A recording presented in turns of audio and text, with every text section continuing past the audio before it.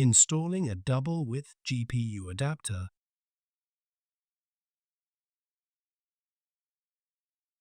Note, the SR860 V3 is shown in this video, but the replacement procedures for the SR860 V4 are identical.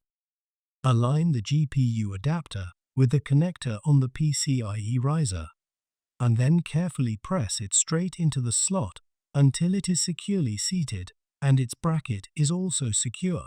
Pull the plunger that secures the PCIe adapter retainer.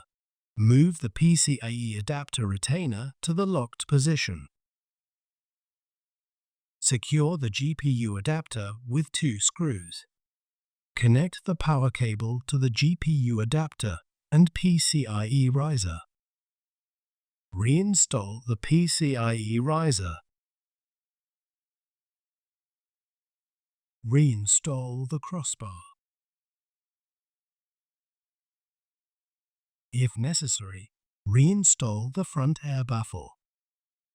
Reinstall the rear top cover.